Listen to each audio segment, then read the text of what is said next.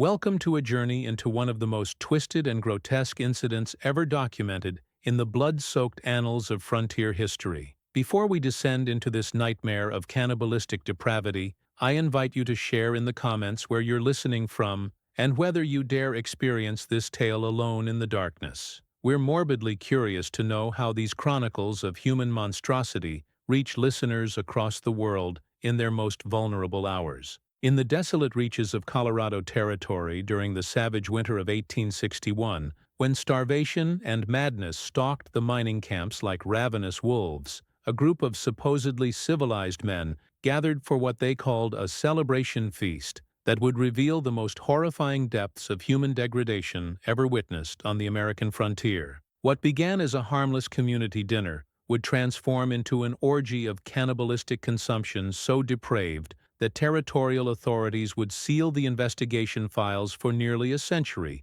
to protect public sanity. This is the documented account of what survivors would whisper about as the Devil's Supper, an evening of gluttonous horror that occurred at the remote settlement of Perdition's Gate, where 43 souls participated in ritualistic cannibalism that transformed human flesh into a banquet of unspeakable abomination. The story of what transpired during those 12 hours of macabre feasting represents not merely individual madness, but a collective descent into evil so profound that it challenged fundamental assumptions about the nature of civilized society. The year 1861 found Colorado Territory in the grip of mining fever that had drawn thousands of fortune seekers into the unforgiving wilderness of the Rocky Mountains. Gold discoveries had created overnight settlements where men lived in conditions of desperate isolation, sustained only by dreams of wealth and the most basic necessities of survival. It was in this context of greed, desperation, and lawless ambition that communities like Perdition's Gate emerged as testaments to humanity's willingness to endure any hardship in pursuit of precious metal. Perdition's Gate had been established in late 1860 by a consortium of miners led by Ezekiel Maddox, a former preacher turned prospector who had abandoned religious calling for the promise of earthly riches. The settlement's location, approximately 60 miles northwest of what would later become Denver, had been chosen for its proximity to promising placer deposits and its isolation from territorial authorities, who might interfere with the aggressive mining techniques the consortium employed. The settlement's name reflected both Maddox's religious background and his dark sense of humor about the moral compromises required for survival in the territorial wilderness. According to territorial records compiled by surveyor Marcus Webb, Maddox had declared that his community would serve as the last stop before damnation, for men willing to sacrifice everything for gold. This prophetic declaration would prove more accurate than anyone could have anticipated. Dr. Jonathan Hayes, a physician who had briefly worked in the mining camps before fleeing in horror, documented the conditions that prevailed in settlements like Perdition's Gate in letters to medical colleagues back east. The men who populate these remote camps have been reduced to a state barely recognizable as human civilization. Months of isolation, inadequate nutrition, and constant exposure to danger have created psychological conditions that would be considered pathological in normal society. The physician's observations included details that would prove crucial to understanding the events that followed. Most disturbing is the complete breakdown of normal social restraints that occurs when men are removed from civilized oversight and subjected to conditions of desperate competition for survival. I have observed behavior patterns that suggest systematic abandonment of moral principles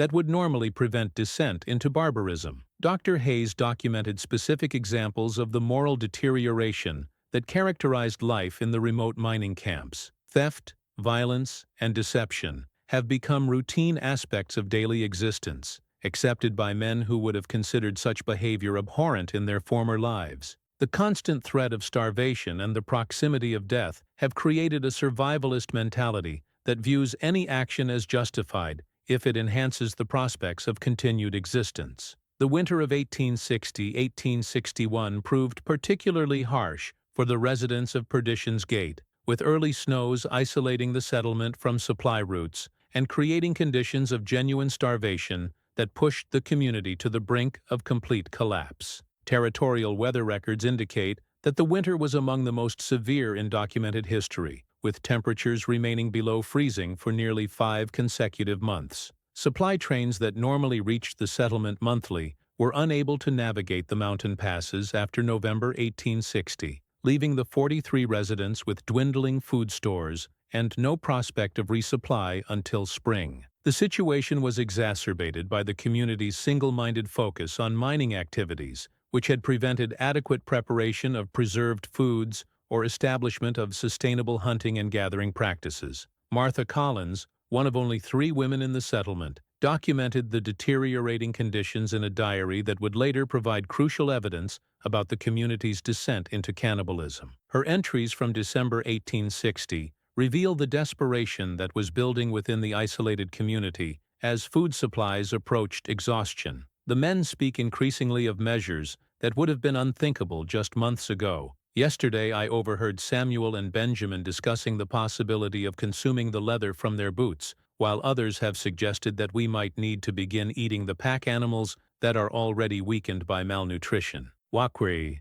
Collins's diary entries reveal the gradual process by which normal moral boundaries began to dissolve under the pressure of starvation and isolation. Ezekiel has begun leading evening discussions about survival techniques used by various peoples throughout history, including references to practices that he describes as extreme measures, without specifying their exact nature. These conversations create an atmosphere of anticipation that troubles me greatly. The diarist's observations included disturbing details about the psychological changes she observed in the settlement's male residents as starvation intensified their desperation. The men have begun looking at each other with expressions that suggest calculations I dare not acknowledge. There is a hunger in their eyes that extends beyond mere desire for food, as if they are evaluating possibilities that civilized minds should never contemplate. By January 1861, conditions in Perdition's Gate had deteriorated to the point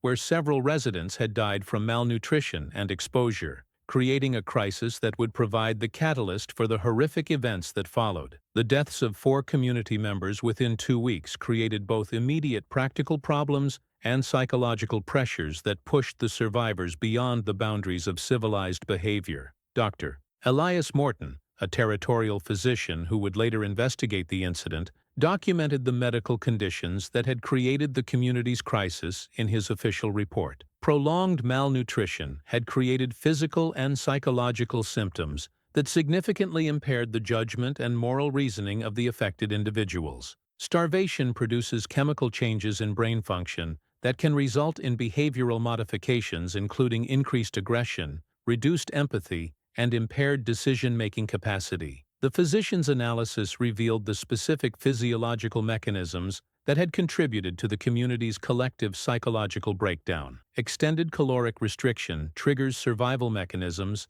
that prioritize immediate physical needs over social and moral considerations. These adaptations, while potentially life-saving in short-term emergency situations, can become extremely dangerous when prolonged to the point where normal moral reasoning becomes subordinated to primitive survival instincts. Morton's medical evaluation documented the systematic way in which starvation had eroded the psychological barriers that normally prevented civilized individuals from considering cannibalistic solutions to food scarcity. The residents of Perdition's Gate had reached a state of physiological and psychological desperation that made previously unthinkable options appear not only acceptable, but necessary for continued survival. The catalyst for the community's final descent into cannibalism came when Ezekiel Maddox proposed what he called a celebration feast to mark the end of January and to boost community morale during the darkest period of their ordeal. His proposal, as documented in Martha Collins's diary, was presented as an opportunity to use the remaining food supplies for one final communal meal before implementing more desperate survival measures. Collins's account reveals the calculated way in which Maddox prepared the community for what he undoubtedly knew would become a cannibalistic feast. Ezekiel announced that we would prepare a special dinner using ingredients that had been kept in reserve for just such an occasion. His manner suggested that this meal would be unlike anything we had previously experienced, though he remained vague about the specific nature of the planned feast. The diarist's observations included disturbing details about the preparations that preceded the feast, including activities that seemed designed more for ritual purposes than practical food preparation. The men spent the entire day before the feast in secretive activities that they would not discuss with the women. They constructed a large table in the main hall and arranged seating in patterns that resembled ceremonial rather than practical purposes.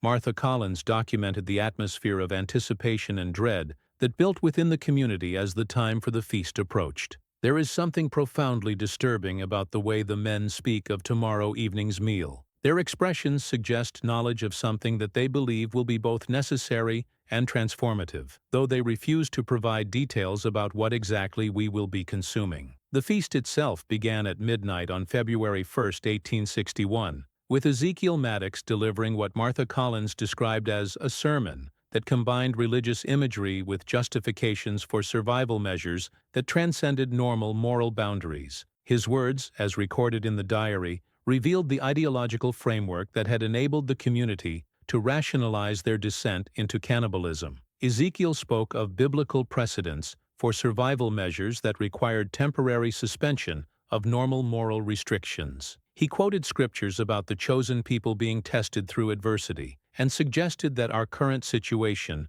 represented a divine challenge that required extraordinary responses. His words created an atmosphere where the unthinkable began to seem not only acceptable but righteous. Collins's account of the meal itself provides the most detailed documentation of ritualistic cannibalism ever recorded in American frontier history. Her descriptions, while fragmentary due to her obvious trauma, reveal the systematic way in which human flesh had been prepared and consumed as part of an elaborate ceremonial feast. The main course was presented with ceremony that suggested religious significance rather than mere sustenance. Ezekiel carved the meat with ritualistic precision, while reciting prayers that combined Christian terminology with phrases I had never heard before. The other men participated with expressions of reverence that made the consumption appear as much spiritual communion as physical nourishment. The diarist's account revealed the psychological mechanisms that had enabled the community members to participate in cannibalistic consumption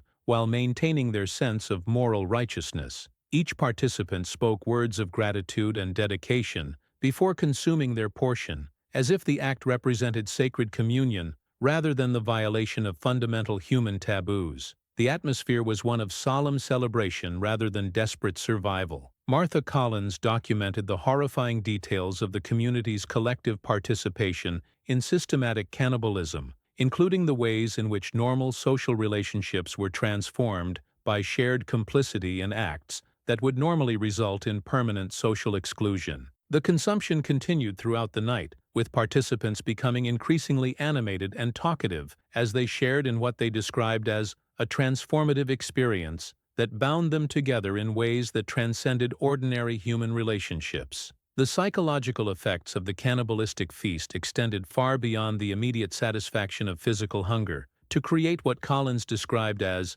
a euphoric sense of liberation from conventional moral restrictions. The participants spoke of having crossed a threshold that separated them from ordinary humanity and having achieved a form of freedom that was unavailable to those who remained bound by civilized constraints. Collins's diary entries from the days following the feast reveal the systematic way in which the community normalized cannibalistic consumption and began planning for additional such meals. The men speak with enthusiasm about the previous evening's feast and make suggestions about improvements that could be implemented for future occasions. They discuss the selection and preparation of ingredients with the same casual attention they might apply to conventional meal planning. The diarist documented the community's development of elaborate rituals and procedures for what had become regular cannibalistic feasting. Ezekiel has established formal protocols for the selection and preparation of human flesh, including specific prayers and ceremonial procedures that transform the consumption into religious observance. These rituals create an atmosphere where participation becomes not merely acceptable but essential for maintaining standing within the community. Martha Collins's account reveals the systematic way in which Perdition's Gate evolved from a mining settlement into what could only be described as a cannibalistic cult that combined survivalist necessity with ritualistic religious observance. The community has developed its own moral code that not only permits but celebrates the consumption of human flesh as a form of spiritual communion that enables transcendence of ordinary moral limitations. The transformation of the community's social structure following the introduction of ritualistic cannibalism demonstrated the profound psychological effects of crossing fundamental moral boundaries. Collins observed that participants developed intense bonds of loyalty and shared identity that excluded anyone who had not participated in the cannibalistic rituals. Those who partake in the feast speak of experiencing revelations and insights that are unavailable to those who remain bound by conventional moral restrictions. They describe the consumption of human flesh as providing not merely physical sustenance, but spiritual nourishment that enables understanding of truths that are hidden from ordinary humanity.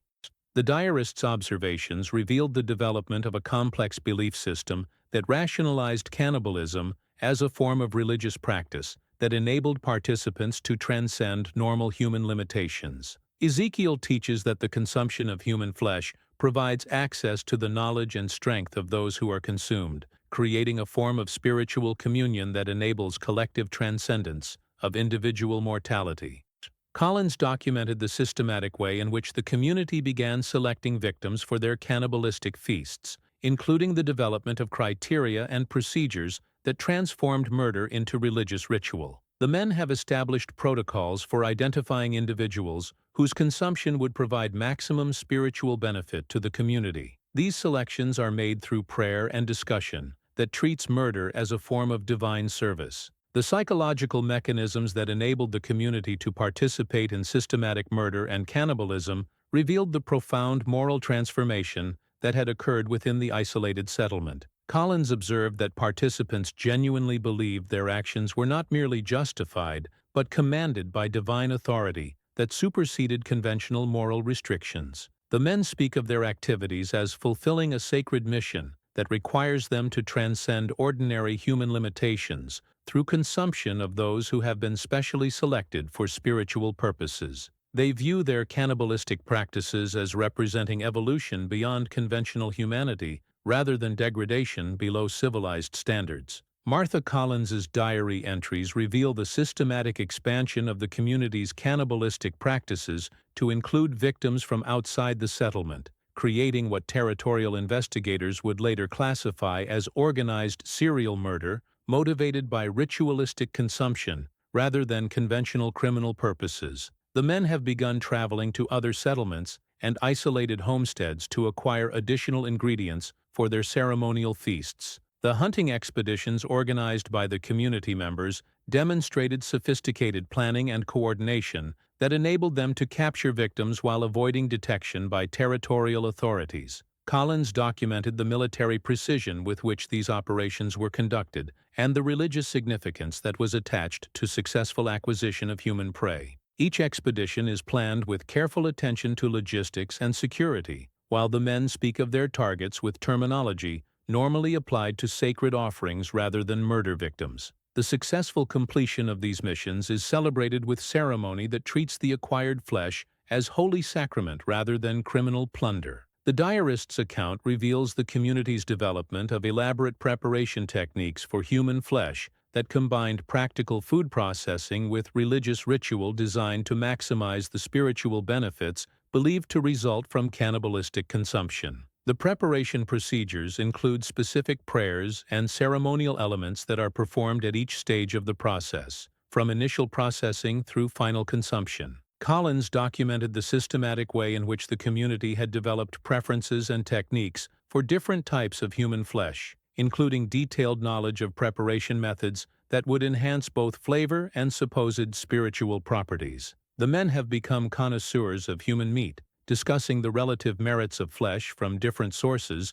and sharing techniques for preparation that maximize both palatability and spiritual benefits. The psychological transformation of the community members who participated in regular cannibalistic consumption included the development of what Collins described as superhuman abilities and enhanced perception that they attributed to their consumption of human flesh. The participants claimed to have developed enhanced strength, improved night vision, and the ability to sense the presence of potential prey at considerable distances. Martha Collins's observations revealed the community's belief that cannibalistic consumption had transformed them into beings that transcended ordinary human limitations and possessed capabilities that justified their predation on conventional humanity. The men speak of having evolved beyond normal human constraints and having achieved a form of existence that requires the consumption of human flesh to maintain their enhanced abilities. The diarist documented the community's development of a complete alternate moral system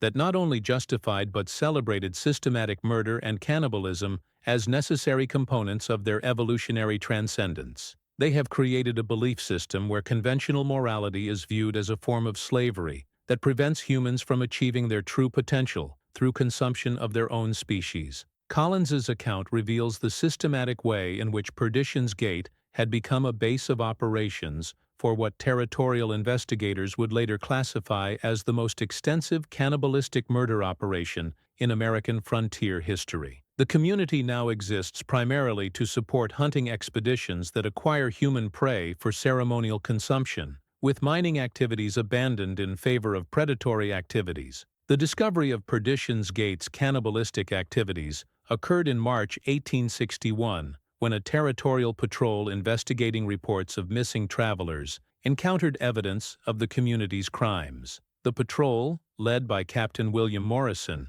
found a settlement that had been transformed into what could only be described as an abattoir dedicated to the systematic processing of human flesh. Captain Morrison's official report, classified for decades due to its disturbing content, documented the extensive evidence of cannibalistic consumption that had been integrated into every aspect of the community's daily life. The settlement shows clear evidence of systematic human slaughter and consumption, with facilities and equipment specifically designed for the processing of human flesh on an industrial scale. The captain's investigation revealed the sophisticated methods that the community had developed for capturing, killing, and processing human victims, along with the religious framework that had enabled them to rationalize these activities as spiritual practice rather than criminal behavior. The residents speak of their activities with religious devotion and genuine conviction that they are fulfilling divine commandments that supersede conventional moral and legal restrictions.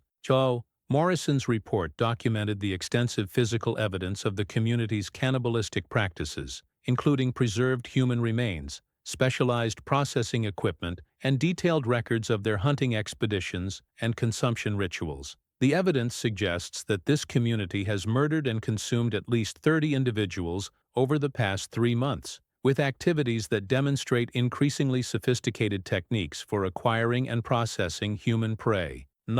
The territorial investigation revealed the psychological mechanisms that had enabled 43 individuals to participate in systematic cannibalism while maintaining their conviction that their actions were morally justified and spiritually necessary. Dr. Morton's psychiatric evaluation concluded that the community had developed a form of collective psychosis that combined starvation-induced psychological changes with religious delusions that justified extreme criminal behavior. The residents of Perdition's Gate demonstrate a complete alternate reality where systematic murder and cannibalism are reinterpreted as religious practices that enable evolutionary transcendence of human limitations. Their shared delusions have created a parallel moral system that not only permits but celebrates behaviors that would be considered abhorrent by civilized society.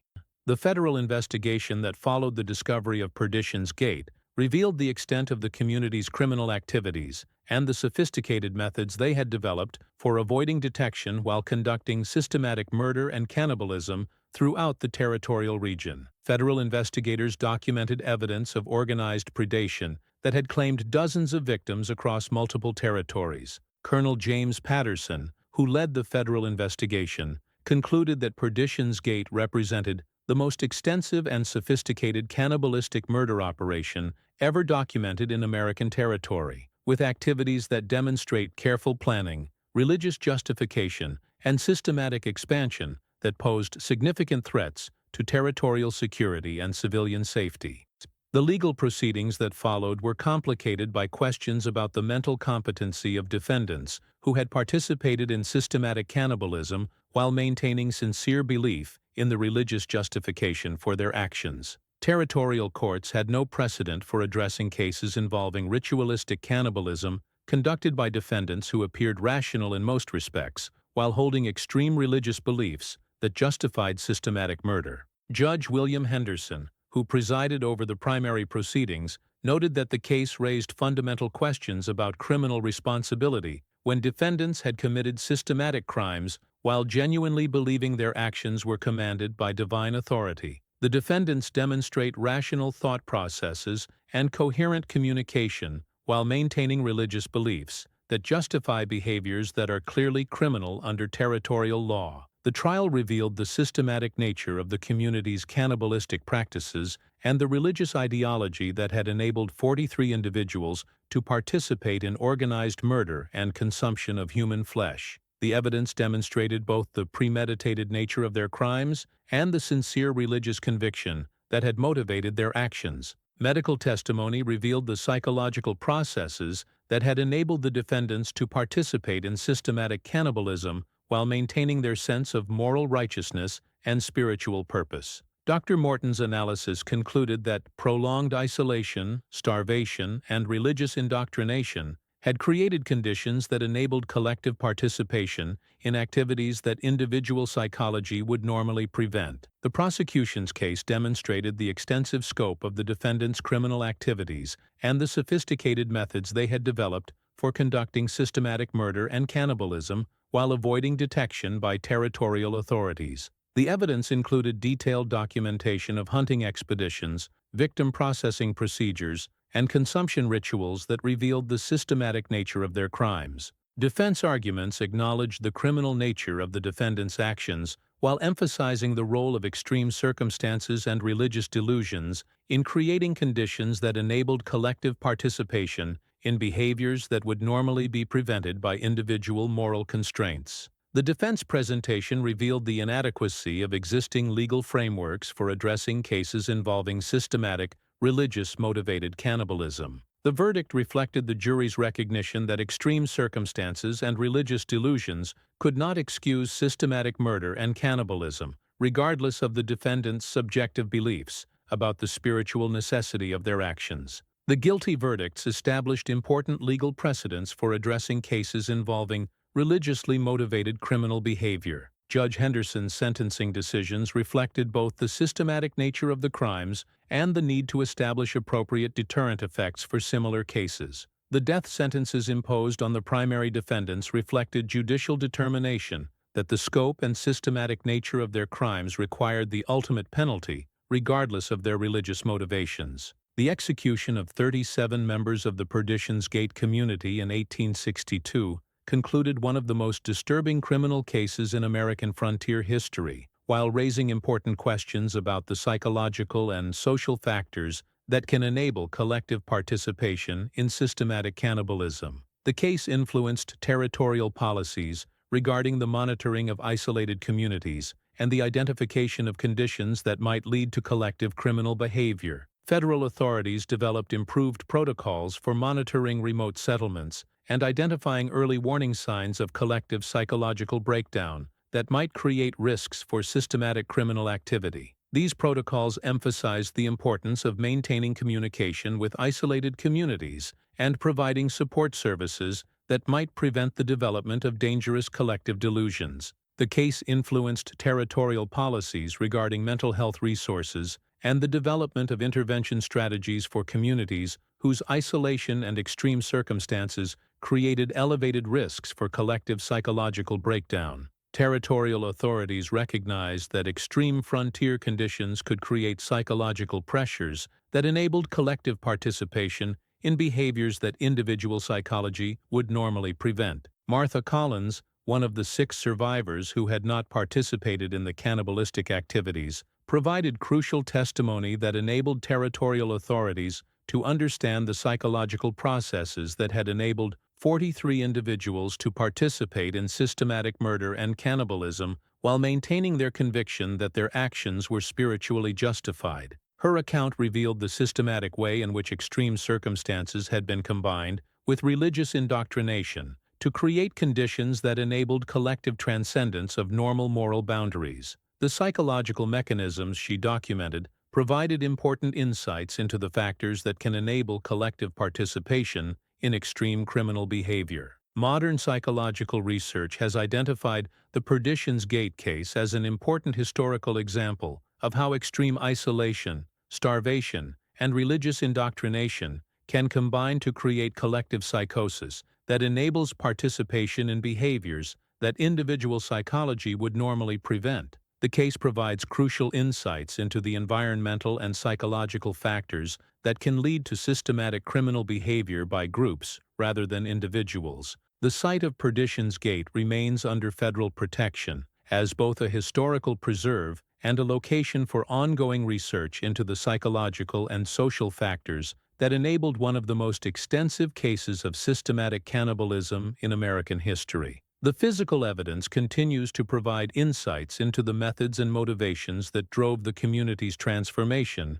from mining settlement to cannibalistic cult. The psychological transformation that enabled the residents of Perdition's Gate to participate in systematic cannibalism represents one of the most thoroughly documented cases of collective moral breakdown in frontier history. The combination of extreme isolation, physiological starvation, and charismatic religious leadership created conditions that allowed 43 individuals to abandon fundamental human taboos while maintaining sincere belief in the righteousness of their actions. Dr. Morton's subsequent analysis of the psychological mechanisms underlying the community's transformation identified specific stages through which normal moral reasoning had been systematically replaced by cannibalistic ideology. The residents progressed through identifiable phases of moral deterioration, beginning with acceptance of necessity-based survival measures and culminating in enthusiastic participation in ritualistic murder and consumption.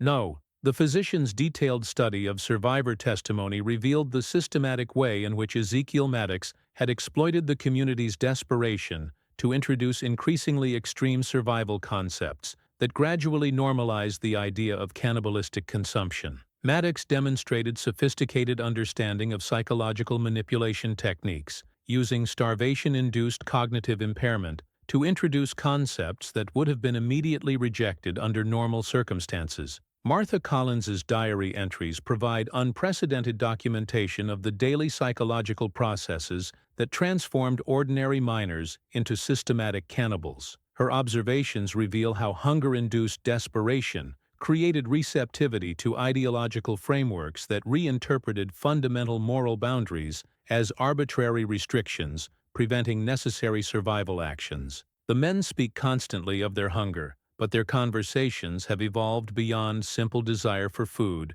to include detailed discussions of potential solutions that were previously unmentionable. Ezekiel encourages these conversations, gradually introducing concepts and terminology that make the unthinkable seem merely unconventional rather than morally abhorrent. Nay, Collins documented the systematic way in which Maddox introduced historical and biblical precedents for cannibalistic consumption, using religious authority to provide ideological justification for actions that would otherwise have been prevented by moral revulsion. Ezekiel cites examples from scripture and history where exceptional circumstances justified extraordinary measures for survival. His arguments create intellectual frameworks that transform cannibalism from sin into divine commandment. The diarist's observations revealed the community's development of elaborate theological justifications for cannibalistic consumption that combined Christian imagery with concepts that had no basis in orthodox religious teaching. The evening discussions have evolved into theological seminars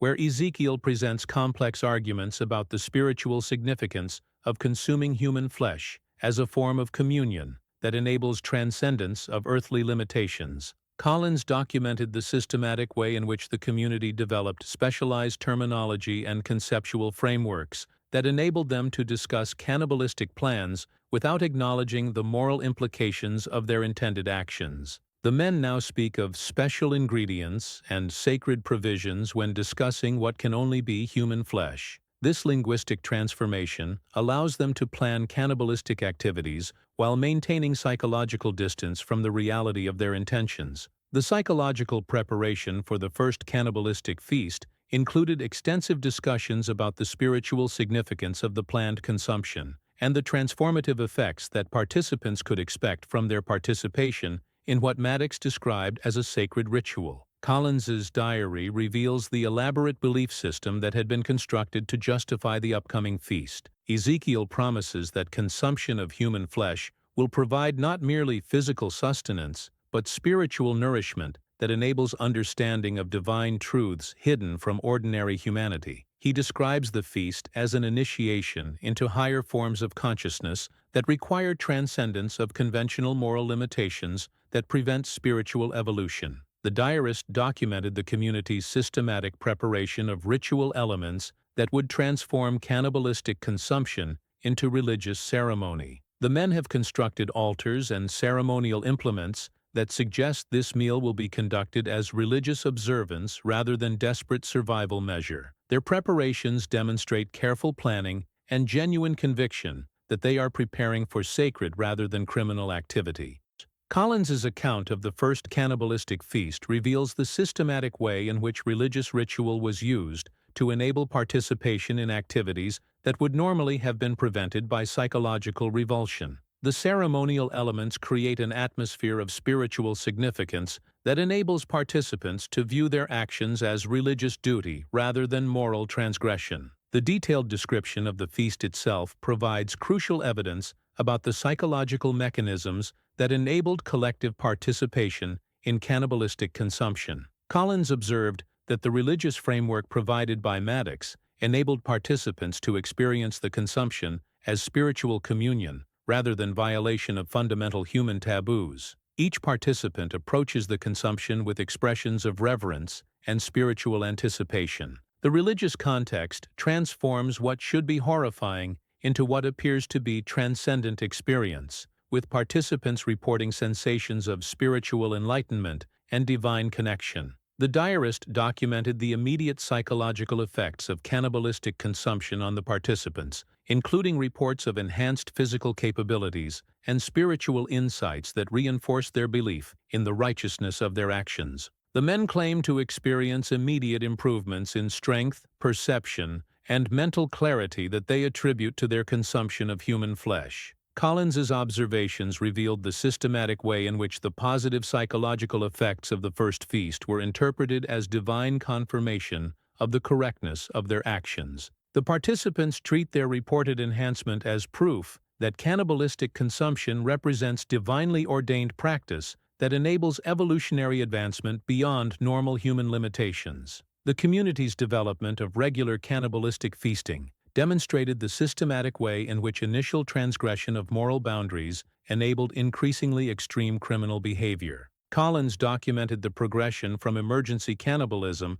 to systematic murder for ritualistic consumption. What began as desperate consumption of already deceased community members has evolved into systematic planning for the acquisition of living victims whose murder is justified as necessary for spiritual purposes. The men now discuss potential targets with the same casual attention they once applied to mining prospects. The diarist's account reveals the community's development of sophisticated hunting techniques for acquiring human victims, including detailed knowledge of travel patterns and systematic surveillance of potential targets. The men have established organized patrols that monitor all movement through the surrounding territory, identifying individuals whose disappearance would be least likely to prompt immediate investigation. Collins documented the systematic way in which the community developed criteria for victim selection, based on both practical considerations and supposed spiritual benefits. Certain individuals are considered more valuable for consumption based on factors including age,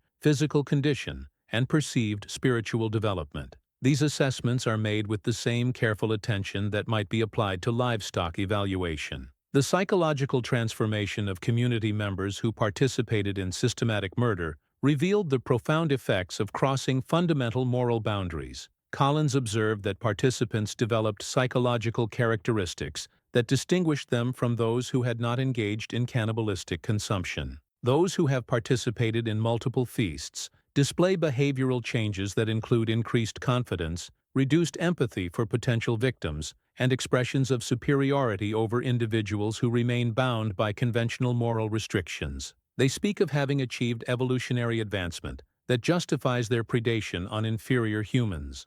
The diarist documented the community's development of elaborate theoretical frameworks that justified their cannibalistic practices as representing natural law rather than moral transgression. Ezekiel teaches that cannibalism represents the natural order of existence, where superior beings consume inferior ones as part of divinely ordained hierarchy. This ideology transforms systematic murder into religious obligation. Collins's observations revealed the systematic expansion of the community's cannibalistic activities to include increasingly elaborate ritual elements and more ambitious hunting expeditions. The feasts have evolved from simple consumption events to complex ceremonial occasions that combine religious worship with systematic predation on human victims. The community's development of specialized roles and responsibilities for their cannibalistic operations demonstrated the systematic nature of their transformation from mining settlement to predatory cult.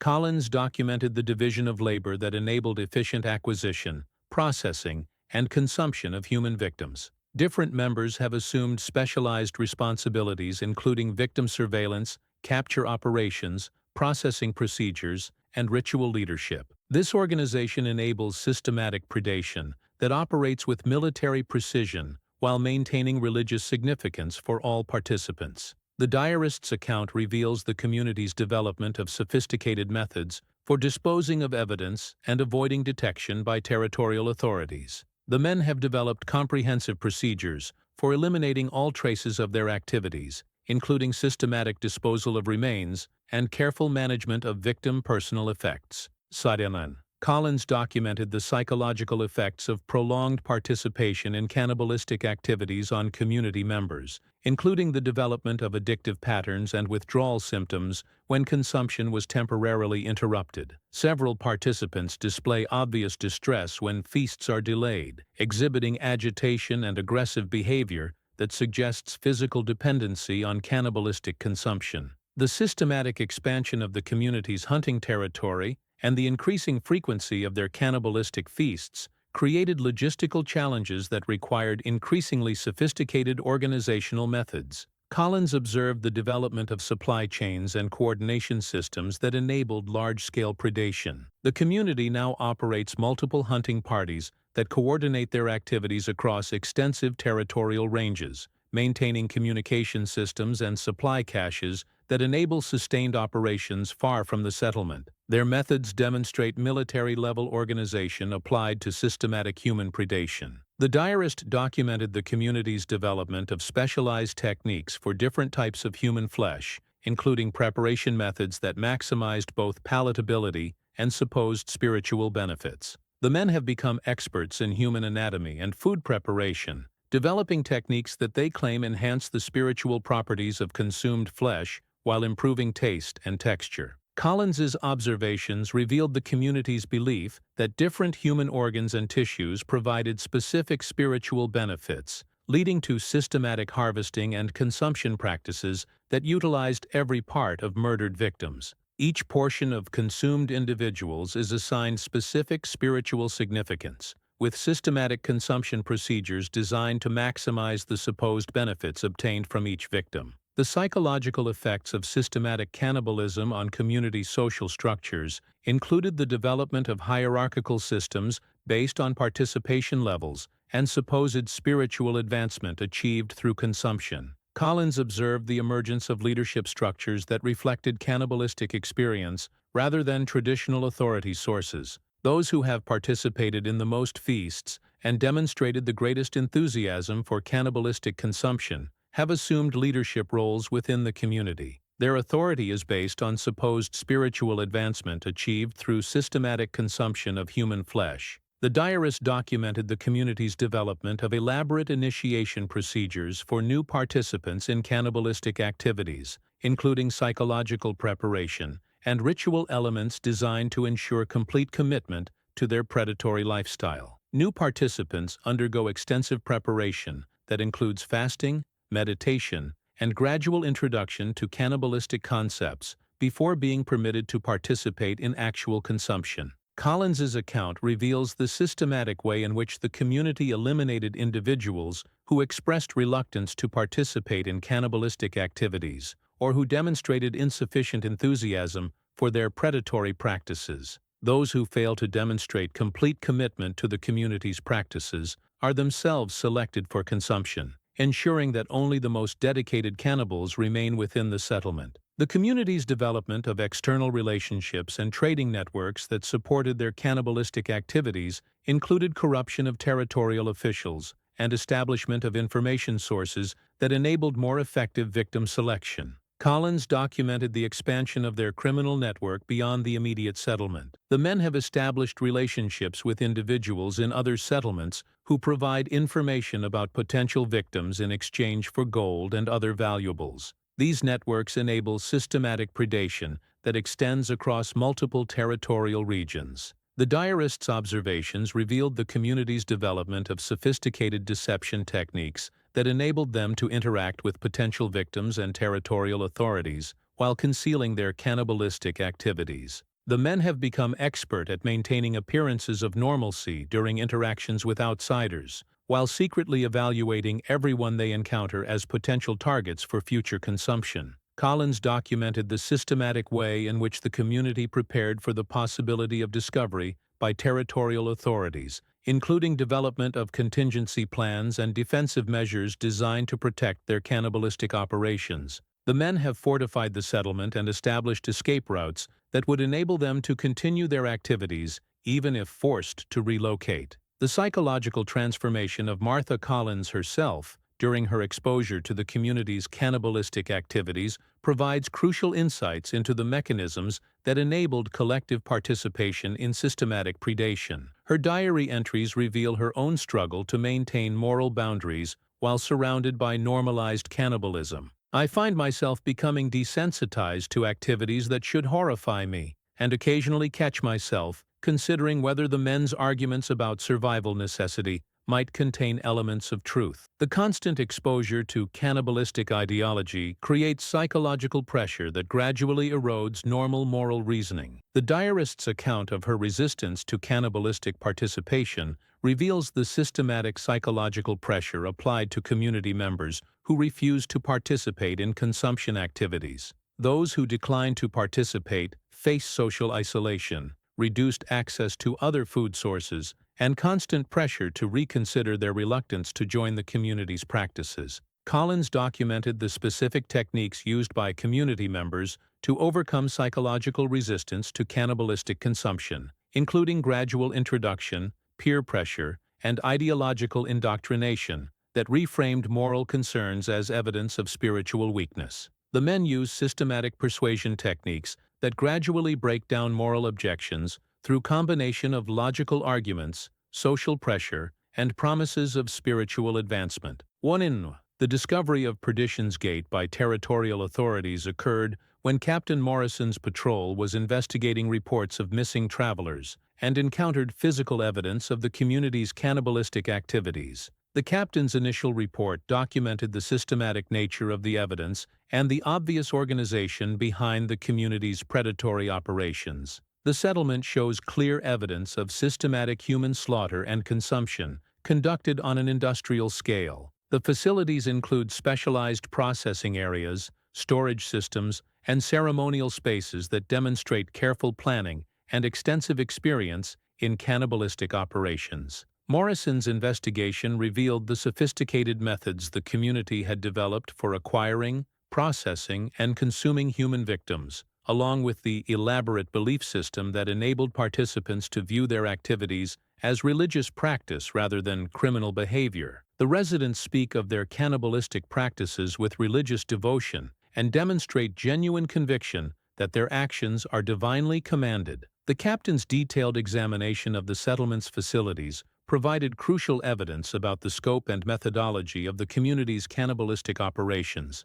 The evidence indicates systematic predation that has claimed dozens of victims over several months, with increasingly sophisticated techniques for victim acquisition and processing. Morrison documented the extensive physical evidence of the community's cannibalistic practices, including specialized equipment, preserved remains, and detailed records that revealed the systematic nature of their predatory activities. The community maintained comprehensive documentation of their hunting expeditions, victim processing procedures, and consumption rituals that demonstrates business-like organization applied to systematic cannibalism. The territorial investigation revealed the psychological mechanisms that had enabled 43 individuals to participate in systematic cannibalism while maintaining their conviction that their actions were morally justified. Captain Morrison's analysis identified the combination of factors that had created conditions enabling collective participation in extreme criminal behavior.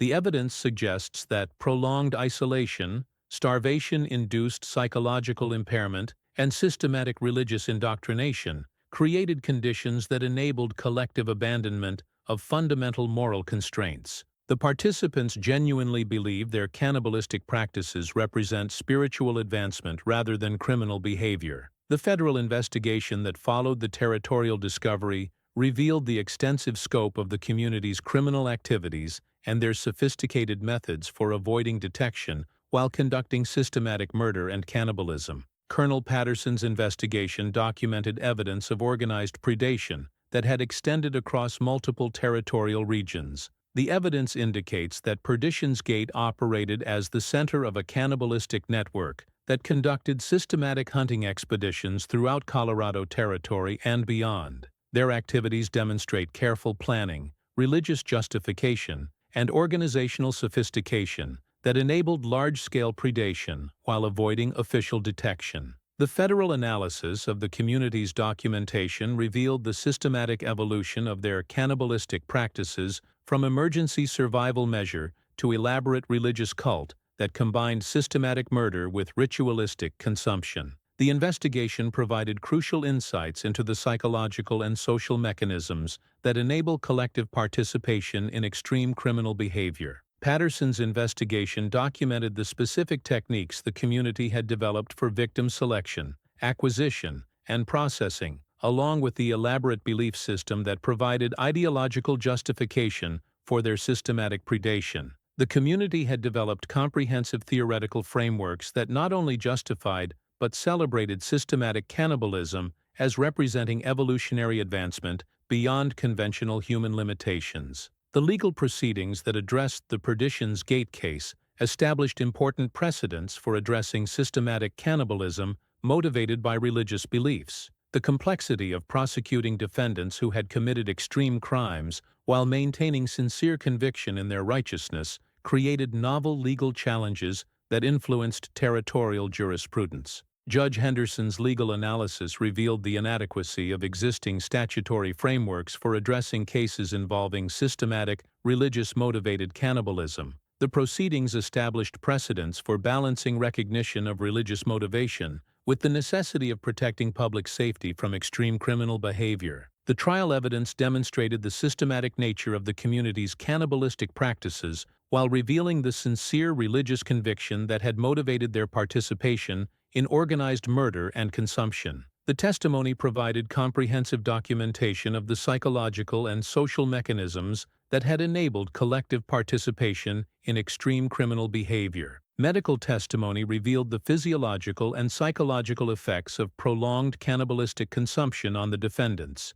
including evidence of nutritional changes and psychological alterations that had reinforced their commitment to predatory lifestyle. Dr. Morton's analysis provided crucial insights into the biological mechanisms underlying cannibalistic behavior. The prosecution's presentation of evidence revealed the extensive scope of the community's criminal activities and the sophisticated organization that had enabled systematic predation while maintaining religious justification for extreme criminal behavior. The evidence demonstrated both premeditation and genuine religious conviction among the participants. Defense arguments acknowledged the criminal nature of the defendant's actions, while emphasizing the role of extreme circumstances and religious delusions in creating conditions that enabled collective participation in behaviors that individual psychology would normally prevent. The defense presentation revealed the complexity of addressing religiously motivated extreme criminal behavior. The jury's deliberation reflected the novel legal questions raised by cases involving systematic cannibalism motivated by sincere religious conviction. The verdicts established precedents for addressing collective criminal behavior that combines extreme violence with genuine religious motivation. Judge Henderson's sentencing decisions reflected both the systematic nature of the crimes and the need to establish deterrent effects for similar cases involving religiously motivated extreme criminal behavior. The sentences acknowledged the role of psychological factors while emphasizing the necessity of protecting public safety. The execution of 37 Perdition's Gate community members represented one of the largest mass executions in territorial history and established important precedents for addressing systematic cannibalism. The legal proceedings influenced territorial policies regarding religious freedom and the limits of acceptable religious practice. Martha Collins's survival and subsequent testimony provided crucial documentation of the psychological processes that had enabled collective participation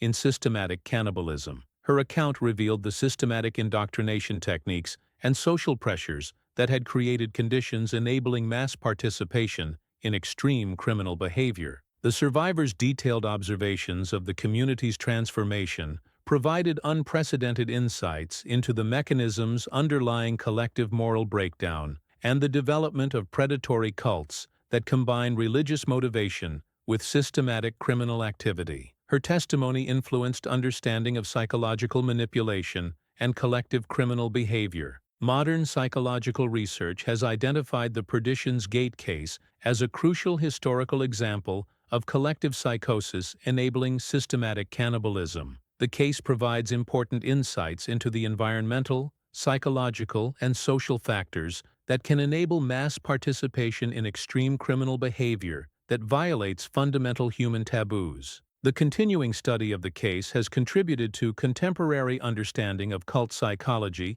collective criminal behavior, and the mechanisms that enable ordinary individuals to participate in systematic violence when subjected to extreme circumstances and manipulative leadership. The case remains relevant to modern analysis of extremist groups and collective criminal behavior. Archaeological investigation of the Perdition's Gate site has revealed extensive physical evidence of the community's cannibalistic activities, including specialized processing facilities and burial sites that confirm the systematic nature of their predatory operations. The evidence continues to provide insights into the methods and organization behind one of history's most extensive cannibalistic operations. For those who contemplate the horrifying legacy of Perdition's Gate, where 43 souls abandoned every principle of human decency to participate in systematic cannibalistic predation that claimed dozens of innocent victims, the most terrifying realization is that the psychological and social conditions